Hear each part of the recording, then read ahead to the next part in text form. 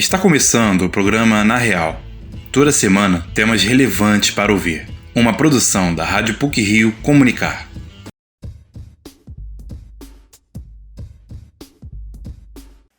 Há 125 anos ocorria a primeira exibição pública de cinema no Brasil, com os irmãos Luiz e Auguste Lumière. E neste sábado, comemora-se o Dia do Cinema Brasileiro, um dos destaques do Na Real desta semana. O outro assunto é a Semana de Direitos Humanos, tema debatido na PUC-Rio. No terceiro bloco, selecionamos algumas pílulas sobre fatos relevantes que ocorreram na semana e foram destaque na mídia impressa e digital. Fique com a gente!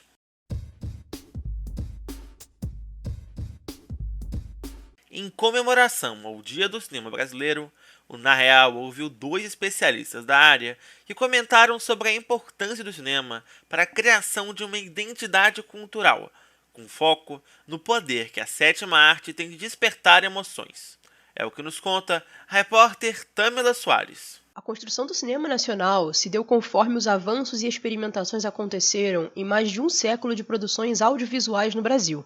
Todas essas possibilidades ajudaram a construir uma maneira de produzir a sétima arte, desde as influências de Hollywood, as chanchadas do cinema novo, chegando aos anos 80 e logo após, uma ascensão do cinema pernambucano, com grandes expoentes, e ainda mais recentemente com grandes sucessos premiados internacionalmente. Apesar disso, o público nacional ainda é muito influenciado pelo que vem de fora.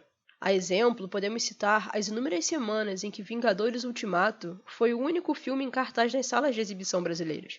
Sem contar algumas referências de linguagem que são retiradas de filmes norte-americanos, mas nada fora do normal, tendo em vista que Hollywood sempre foi um mercado forte nesse quesito. Conforme os anos se passaram, o cinema brasileiro despontou com produções mais centradas em identidades culturais próprias, que bebem na fonte do Nordeste e buscam raízes mais politizadas. Disso surge o resgate de uma forma de cinema mais crítica, que também já marca a história das produções brasileiras.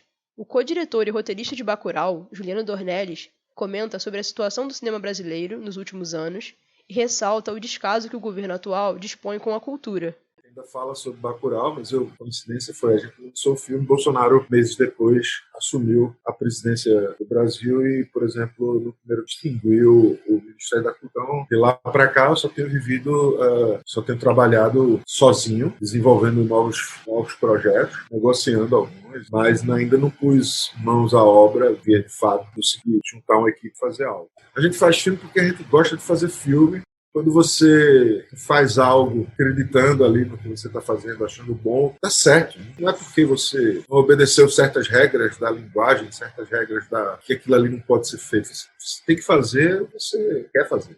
O cinema nacional se apresenta como uma forma de resistência, seja com o western misterioso de Bacurau, o romance distópico em Divino Amor ou o capitalismo e a especulação imobiliária que assombra o edifício Aquários. O cinema brasileiro passa a atrair mais atenção não só do seu público-alvo, mas também do exterior. Segundo dados da Agência Nacional de Cinema, a Ancine, no ano de 2017, o público de filmes nacionais ultrapassou 17 milhões de espectadores, gerou 240 milhões de reais e entre os 463 longas-metragens lançados, 160 eram brasileiros. Dentro desse mesmo espectro, contudo, temos um crescimento na procura e difusão de conteúdos ilegais, como filmes e séries piratas disponibilizados online. Porém, segundo Juliano Dornelles, o sistema vigente que não privilegia a arte acaba por ser o maior fator para que a pirataria ganhe força, especialmente entre os mais jovens. Existe a maneira saudável de se ir atrás de um conteúdo ilegal e existe a maneira nociva. A maneira saudável, para mim, é aquela que é movida pela cinefilia. Você ter acesso a algo que simplesmente você não vai ter acesso. Mesmo que você queira pagar, você queira desembolsar seu dinheiro, você não vai encontrar. Você só vai encontrar nas profundezas da internet e é de forma gratuita. E o artista não vai receber nada por isso, mas por uma questão do capitalismo ter dado conta de tudo que foi produzido. A partir da necessidade de adaptação ao novo mercado, o curso de cinema da PUC-Rio se reinventou. Tradicional e conhecido por trazer grandes nomes ao palanque de ensino, além de formar notórios cineastas, a PUC-Rio comemora 81 anos de sucesso em conjunto com o cinema nacional. O professor de cinema brasileiro, Sérgio Mota, contou um pouco da história dessa disciplina e sua relação com o novo curso de estudos de mídia oferecido pela universidade. Na verdade, como é um único período da disciplina, eu divido o curso em 2 momentos. Primeiro, trabalhando uma perspectiva diacrônica, histórica, em que eu começo falando sobre o mito fundador do início do cinema brasileiro, passando por diversos momentos importantes da história, cinema contemporâneo, mas tudo isso entrecruzado, né? Mas ao mesmo tempo que essa perspectiva diacrônica está presente no curso, eu também trabalho com um olhar sincrônico, com uma visão sincrônica, que é uma visão de dentro, analisando filmes e pensando para que a gente possa fazer, principalmente, um jogo entre em que medida o cinema do passado ele vai reverberar no cinema do presente. Dentre muitas funções, o cinema vem para trazer novas perspectivas, instigar, informar e entreter. Sérgio Mota salientou ainda o poder do cinema na construção do caráter cidadão do espectador. Então, acho que no fundo a gente cai sempre naquela discussão, né, de que a arte ela é o reflexo de uma sociedade, e acho que no Brasil o cinema ele tem um pouco esse papel de construir a identidade nacional. Então, por isso que o cinema brasileiro é um espaço muito importante para analisar a história, também para compreender as críticas de cada época, né? Eu acho que ele forma, de certa maneira, a identidade do brasileiro, porque o seu caráter engajado evidencia a situação do país e representa uma face importante de representatividade. Assim, é com grande orgulho que celebramos o Dia do Cinema Brasileiro, que faz há tantos anos parte da identidade de orgulho nacional. Parabéns a todos que fazem cinema no nosso país e, mais ainda, que se mantêm firmes mesmo após tantos momentos turbulentos e não favoráveis à produção audiovisual brasileira. Essa matéria foi produzida por Tâmila Soares e Maria Ierque para o Na Real.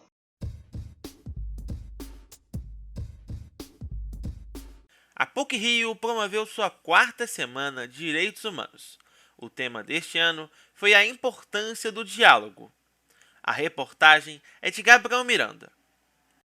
Discussões e lives movimentaram a 4ª Semana de Direitos Humanos da PUC-Rio, que este ano teve como tema a importância do diálogo. A escolha foi de acordo com a campanha da Fraternidade de 2021, que busca colocar a fraternidade e o diálogo como pilares para um mundo melhor. A live de abertura da semana contou com a participação do professor Padre Anderson Pedroso e o coordenador da Pastoral Universitária Anchieta, professor Padre José Abel de Souza. Padre Antônio abriu a palestra contando a história dos direitos humanos e ressaltou sua relevância para a construção de uma sociedade melhor. Ele também reclamou da banalização dessa conquista, a partir de uma ótica errada, que chama de caricatura dos direitos humanos. Tendo isso em vista, Padre Antônio pontua a importância das pessoas saberem de fato o que são os direitos humanos. A experiência das guerras durante o século XX foi conduzindo a sociedade, tanto a sociedade civil quanto a Igreja Católica, a ter uma consciência maior do que significa da necessidade da paz, e que a paz depende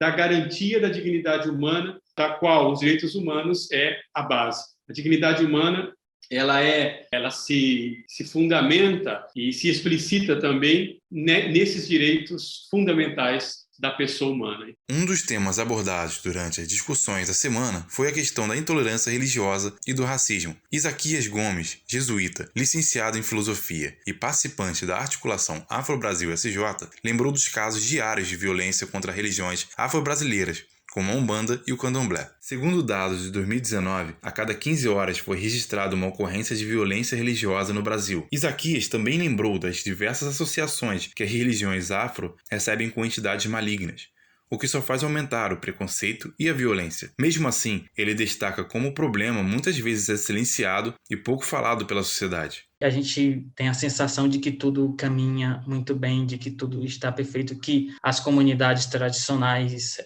de matriz africana religiosas, né, são poucas, são minorias, né, no sentido de quantidade, enquanto que muitas vezes esses grupos estão na invisibilidade, justamente se protegendo da violência, né, e também da violência, tanto essa violência da intolerância religiosa quanto da violência do mercado, né, que a todo momento querem invadir suas terras, suas comunidades quilombolas e etc., né? Então, a intolerância religiosa é consequência dos muros que nos separam, né? A quarta semana dos direitos humanos encerrou com uma live Teatro, Escuta e Memória. A palestra teve como convidada a Carolina Chalita, atriz graduanda de artes cênicas da PUC-Rio, e foi mediada por Maurício Fernandes, gestor do projeto FEVUC. Carolina Chalita, que tem origem libanesa, comenta sobre sua mais recente peça de teatro, Eu Matei Sherazade, e ressalta a importância de conhecer seu país de origem. A fronteira é um lugar hoje que me parece que tem os dias contados, embora exista um movimento muito grande de permanecer e colocar muro, mas o pensamento não tem muro, né? O diálogo não tem muro. Então, assim, parece que esses tipos de trabalho entre culturas estão sendo, assim, muito enriquecedores para a gente se compreender dentro do nosso mundo, do nosso país, da nossa cultura, sabe? A atriz fala também sobre o teatro ser um caminho para o diálogo entre as pessoas e acabar com a opressão, seja em qualquer lugar que ela esteja. Dentro do retorno das pessoas, quando assistiam um espetáculo, a gente conseguiu instaurar um lugar de possibilidade. Um lugar onde muitas mulheres vinham dividir com a gente que existe uma possibilidade delas falarem o que elas quiserem, o que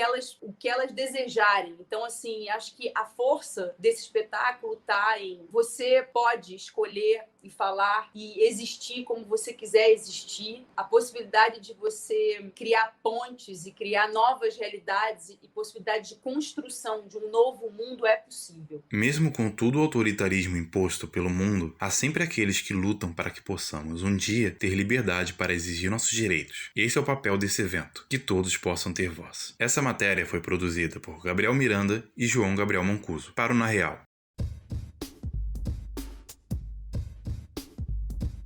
E para finalizar essa edição do Na Real, trazemos agora alguns assuntos relevantes da semana que foram ou serão destaque nas mídias eletrônica e impressa.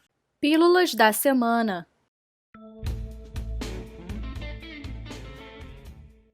Menos de um dia após o início da Copa América sediada no Brasil, 4 das 10 delegações que disputam o torneio tiveram casos confirmados de Covid-19. Venezuela, Colômbia, Bolívia e Peru. Dentre os contaminados, foram detectados ao menos 6 variantes do vírus, sendo 4 delas de preocupação. Essas mutações são consideradas mais perigosas e transmissíveis que as registradas nos países em que os jogadores trabalham. Os testes de Covid-19 entre os que participam do campeonato acontecem a cada 48 horas por laboratórios privados. A Agência Nacional de Vigilância Sanitária, Anvisa, autorizou o uso da vacina Pfizer contra a Covid-19 em adolescentes a partir dos 12 anos de idade no país. Agora, a bula da vacina passará a indicar esta nova faixa etária, que antes se restringia a maiores de 16 anos. Este é o único imunizante que pode ser aplicado em menores de 18 no Brasil. O Ministério da Saúde afirmou em nota que a ampliação da vacinação será discutida na Câmara Técnica. Neste momento, a prioridade é vacinar toda a população acima de 18 anos, segundo o Plano Nacional de Imunização. O dia 12 de junho de 2021 marcou o aniversário de 40 anos da estreia da primeira aventura do arqueólogo Indiana Jones nos cinemas. Naquela sexta-feira de 1981, as salas passaram a exibir Os Caçadores da Arca Perdida,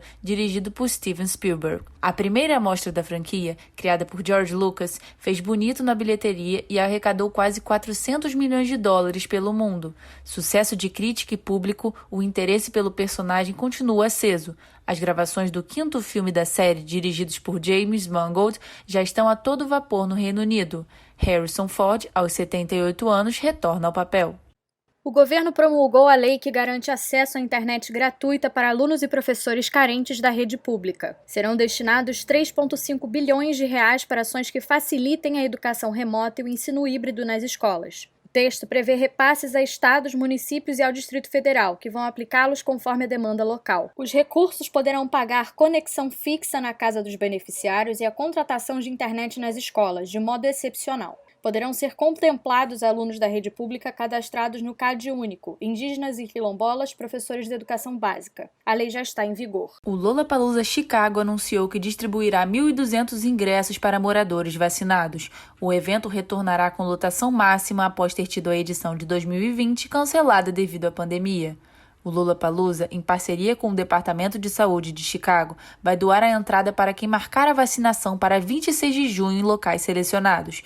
Essa iniciativa é uma forma de incentivar que a população local se vacine. O festival ocorrerá entre 29 de julho e 1º de agosto e tem em seu line-up nomes conhecidos como Foo Fighters, Miley Cyrus e Post Malone. Já a edição brasileira do evento, que foi adiada 3 vezes, está marcada para março de 2022 em São Paulo. O governo do estado do Rio de Janeiro quer concentrar no aeroporto Tom Jobim os voos domésticos e manter o Santos Dumont ponte aérea. O objetivo é ampliar a conectividade do Galeão para atender mais cidades e torná-lo mais atraente para as empresas aéreas, que operam voos internacionais, em especial no pós-pandemia. Analistas concordam que o atual momento seja estratégico para a mudança, mas ressaltam que a decisão depende da estratégia comercial de cada companhia. A eventual transferência também pode afetar a atratividade do Santos Dumont e impactar o processo de privatização do aeroporto, previsto para 2022. E por hoje é só. O programa Na Real é produzido por estagiários da Rádio PUC e tem edição e supervisão de Célio Campos. Lembramos que a Rádio PUC faz parte do Comunicar, cuja coordenação é de Lilian Sabac. Até a próxima semana!